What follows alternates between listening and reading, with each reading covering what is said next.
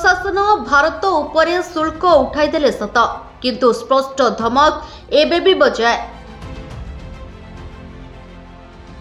भारतर पारंपरिक शस्य एवं दुग्ध चाषी मानकु अमेरिकीय उत्पाद को नहीं भय नहीं। चुक्तिनामा स्वाक्षरित होगा परे अमेरिकीय सामग्री उपरे शुल्क ह्रास। आलुमिनियम स्टील एवं तंबा उपरे शुल्क प्रत्याहार। पूर्वर आपण आमर गोटे खबर देखिथिले जेउथिरे आपण जानिबाको पाइथिले कि केमिति भारत तथा प्रधानमंत्री नरेंद्र मोदी और अमेरिका राष्ट्रपति डोनाल्ड ट्रंप को मध्यरे कथावार्ता होइथिला, जहा द्वारा भारत रे लागिथिबा 25% टैरिफ को 18% करिथिले डोनाल्ड ट्रंप एवं एहा व्यतीत अनेक चुक्ति विषय मध्ये आलोचना होइथिला। तेबे एबे प्रश्न उठुछि कि एही टैरिफ कमिबा और नुआ चुक्ति द्वारा केउं द्रव्यर दाम बढ़िबो और केउं द्रव्यर दाम कमिबो।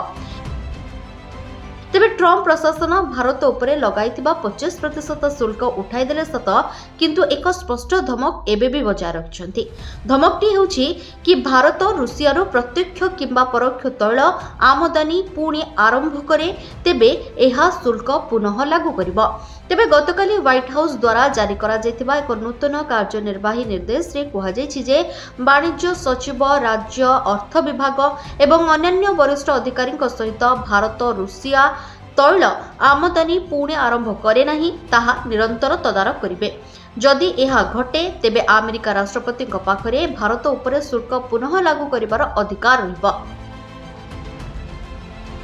व्हाइट हाउस निर्देश रे किछि घंटा पूर्व दुई देश प्रधानमंत्री मोदी और राष्ट्रपति डोनाल्ड ट्रंप मध्य फेब्रुआरी 2 रे होइतिबा आलोचना समय भारत और अमेरिका मध्य सहमत होइतिबा वाणिज्य चुक्ति उपरे एक मिलित विवृत्ति जारी करथिले। ए विवृत्तिर सारांश हेउछि जे भारतर पारंपरिक शस्य एवं दुग्ध चाषी मानकु अमेरिका उत्पाद गुड़िकरू भय करिबार कौनसी कारण नहीं, कारण गहम किंबा चाउल क्षीर किंबा पनीर किंबा अन्य फल आमदानी पाई मंजूरी दिया जाय नहीं। पशु खाद्य अमेरिकीय मद सोयाबीन तेल एवं अन्य फल आमदानी द्रुत गति रे वृद्धि पाइब, कारण भारत सरकार एही आमदानी रे बाधा दूर करिवे।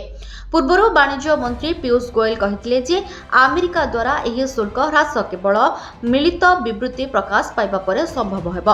अन्य पक्षरे भारत केवल आनुष्ठानिक अंतरीण चुक्तिनामा स्वाक्षरित हेबा परे अमेरिकीय सामग्री उपरे शुल्क ह्रास किंबा हटाई परिबो, जहा श्री गोयल कहिसेंति जे मार्च मध्य भागरे हेबो बोली आशा करा जाउछि। तेबे भारत समस्त अमेरिकीय शिल्प सामग्री एवं सुखिला डिस्टिलर्स शस्य बादाम गछ ताजा एवं प्रक्रियाकृत फल सोयाबीन तेल मद एवं स्पिरिट एवं अतिरिक्त उत्पाद समेत अमेरिकीय खाद्य एवं कृषि उत्पादर एक विस्तृत परिसर उपरे शुल्क उच्छेद किंबा ह्रास करिबो। वाणिज्य मंत्री पीयूष गोयल मध्य एही ढांचा को प्रशंसा करी कहिसेंति जे एहा मक्का गहम चाउल सोया कुकुड़ा क्षीर पनीर इथानल बा ईंधन तमाकू किछि पनीपरिबा मांस इत्यादि समेत संवेदनशील कृषि एवं दुग्धजात द्रव्य को संपूर्ण सुरक्षा दे कृषकों स्वार्थर सुरक्षा एवं ग्रामीण जीविका बजाय रखिबा पय भारतर प्रतिबद्धता को प्रतिफलित करे।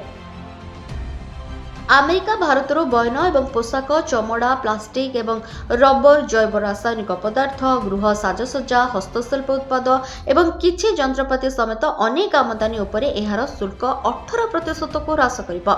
एहा सहित एहा कुहा जायछि जे आनुष्ठानिक मध्यवर्ती कालीन चुक्तिनामा समाप्त हेबा परे एहा जेनेरिक औषध मणि एवं हीरा विमान एवं विमान अंश समेत विभिन्न सामग्री उपरे शुल्क हटाइबो।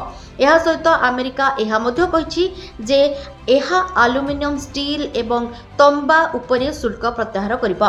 युक्तराष्ट्र एवं भारत परस्पर को निज निज स्वार्थर क्षेत्र गुड़िकरे निरंतर भावरे अग्राधिकारपूर्ण बजार प्रवेश प्रदान करिबाकू प्रतिबद्ध। ब्यूरो रिपोर्ट चर्चा न्यूज।